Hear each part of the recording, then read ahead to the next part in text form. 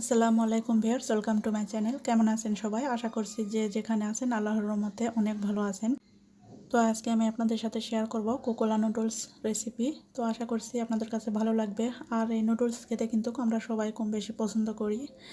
আর আজকে এই নুডলস দিয়ে আমি ঝাল ঝাল করে রান্না করে দেখাবো। আশা করছি আপনাদের কাছে ভালো লাগবে। ভালো লাগলে প্লিজ একটা লাইক দিয়ে দিবেন। চুলায় একটা প্যান বসিয়ে দিয়েছি আর পরিমাণ মতো পানি দিয়েছি। 1 চামচ তেল দিয়ে দিলাম আর পরিমাণ মতো লবণ দিয়ে আমি পানির বলক তুলে নিচ্ছি। তারপরে এখানে দিয়ে দিচ্ছি 1 প্যাকেট কোকোলা নুডলস। তো তেল দেওয়ার কারণে কিন্তু নুডলস একটার সঙ্গে একটা লেগে যাবে না। তো নুডলস দিয়ে একবার নেড়ে চেড়ে নিচ্ছি। আর এই নুডলস কিন্তু সেদ্ধ করতে খুব বেশি সময় লাগে না, 3 থেকে 4 মিনিট জাল দিলে কিন্তু সেদ্ধ হয়ে যাবে। আর নুডলস কিন্তু খুব বেশি সেদ্ধ করা যাবে না, তাহলে কিন্তু পরে রান্না করার সময় দলা পেকে যাবে, তাহলে ভালো লাগবে না। তো নুডলসটা সেদ্ধ হয়ে গেছে, আমি পানি ঝরিয়ে ঠান্ডা পানি দিয়ে ভালো করে ধুয়ে নেব। তারপর চুলায় প্যান বসিয়ে দিয়েছি আর 3 টেবিল চামচ তেল দিয়েছি। এখন 1 চা চামচ দিয়ে দিচ্ছি রসুন কুচি। তো রসুন কুচি দেওয়ার পরে কিন্তু কয়েক সেকেন্ড ভেজে নেব নেড়ে চেড়ে।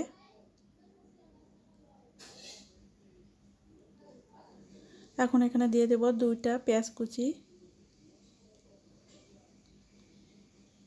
তো পেঁয়াজ কুচি দেওয়ার পরে কিন্তু কিছুক্ষণ ভেজে নেব।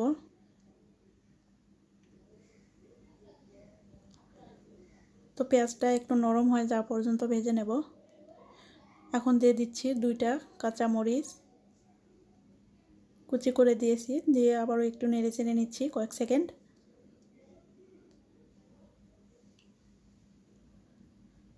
এখন এখানে কিছু সবজি অ্যাড করে দেব। এখানে দিয়ে দিলাম 1/3 কাপ হচ্ছে মটরশুঁটি, এটা ফ্রোজেন করা। আর দিয়ে দিলাম গাজর 1/3 কাপ, এটাও ফ্রোজেন করা। দিয়ে আবারও একটু নেড়ে চেড়ে নেব।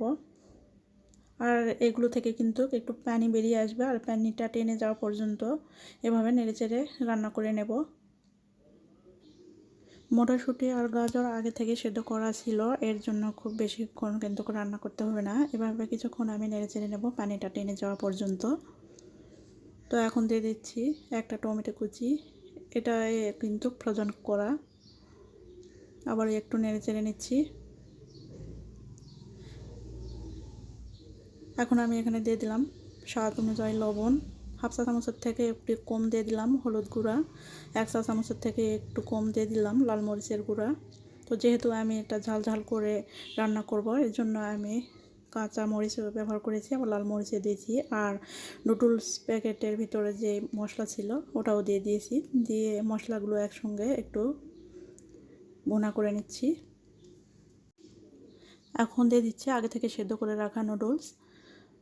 তারপর দিয়ে দিচ্ছি 2 টেবিল চামচ টমেটো সস। এখন সব কিছু একসঙ্গে মিক্স করে নিতে হবে।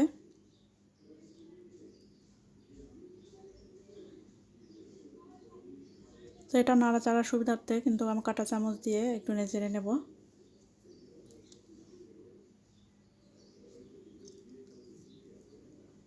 তো খুব ভালো করে মেশাতে হবে।